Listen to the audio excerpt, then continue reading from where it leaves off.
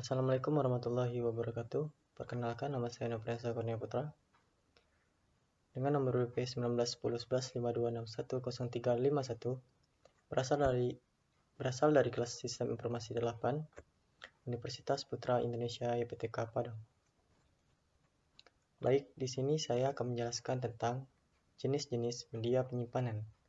Sebelum kita ke jenis-jenis media penyimpanan, ada baiknya terlebih dahulu kita mengetahui apa itu media penyimpanan. Media penyimpanan adalah peralatan fisik yang menyimpan representasi data. Media penyimpanan sekunder merupakan media yang digunakan untuk menyimpan data di luar main memori pada komputer. Jenis-jenis media penyimpanan, yang pertama itu ada media penyimpanan data magnetik atau magnetic storage. Media merupakan media penyimpanan sekunder yang paling banyak ditemukan di sistem komputer modern. Sistem kerjanya saat media ini digunakan adalah motor drive akan berputar dengan kecepatan yang sangat tinggi. Ada sebuah read-write head yang diletakkan pada permukaan piringan, dan permukaan piringan ini dibagi lagi menjadi beberapa track dan dibagi lagi pada beberapa sektor. Berikut ini adalah contoh-contoh media penyimpanan data yang tergolong pada kategori magnetic storage media. Yang pertama ada floppy disk atau disket. Adalah perangkat penyimpanan data yang terdiri dari sebuah medium penyimpanan magnetis bulat yang tipis dan lentur, dilapisi lapisan persegi berbentuk persegi atau persegi panjang. Hard disk. Hard disk adalah perangkat keras komputer atau laptop yang bekerja secara sistematis di mana menjadi media penyimpanan data, dan data yang telah disimpan di dalam perangkat hard disk tidak akan hilang, bahkan apabila pengguna mematikan perangkat komputer atau laptop. Kapasitas daya tampung daripada hard disk itu sendiri juga terbilang cukup besar, di mana kalkulasi yang dipakai adalah dalam ukuran byte. Flash disk adalah piranti penyimpanan dari floppy drive jenis lain dengan menggunakan kabel interface jenis USB atau Universal Serial Bus. Flash drive ini bisa dibaca dan ditulis, sangat praktis dan ringan dengan ukuran berkisar 50 x 15 x 6 mm.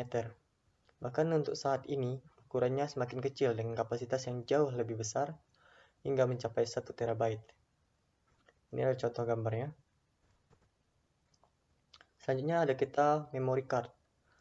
Memory card atau kartu memori merupakan sebuah alat atau card yang berfungsi sebagai penyimpanan data digital seperti gambar, audio, dan video pada sebuah gadget seperti kamera digital, PDA, dan handphone. Ukuran dari kartu memori ini bermacam-macam, mulai dari 128 MB, 512 MB, sampai 1 GB, dan seterusnya, bahkan sampai ada memory card dengan kapasitas 30 GB atau lebih. Terus yang kedua ada media penyimpanan data optikal. Media penyimpanan data optikal merupakan storage device yang menggunakan sinar laser bertenaga rendah untuk menulis dan membaca data. Optical disk ini pertama kali ditemukan pada tahun 1958, yang beberapa tahun kemudian teknologi ini dipatenkan keberadaannya. Kemudian Philips mengembangkan teknologi media penyimpanan optikal untuk data video, tepatnya pada tahun 1978.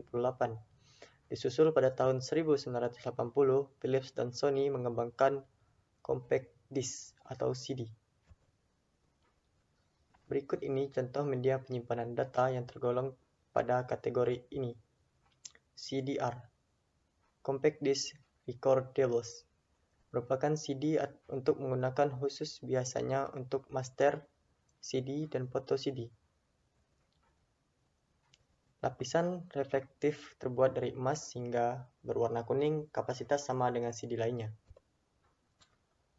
CD, kompas atau compact disc, suatu disk yang tidak dapat dihapus yang menyimpan informasi audio yang telah digitasi.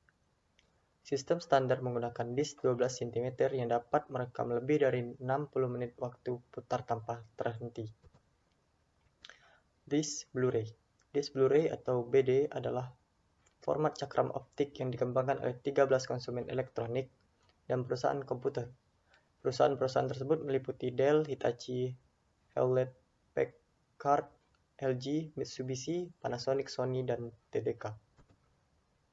Yang ketiga ada cloud storage atau penyimpanan awan. Ini merupakan media penyimpanan data yang tergolong sangat baru. Pasalnya, media ini bersifat online dan tidak mempunyai bentuk fisik.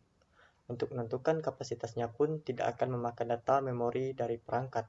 Pasalnya, device storage ini menggunakan penyimpanan yang ada di internet. Kelebihannya dan kekurangannya yaitu, kelebihannya tidak memerlukan perangkat untuk menyimpan data. Kekurangannya sering terjadi kesalahan pada server dengan risiko data akan hilang dan juga dikenakan akses koneksi data. Sekian dari saya, terima kasih. Saya akhiri. Wassalamualaikum warahmatullahi wabarakatuh.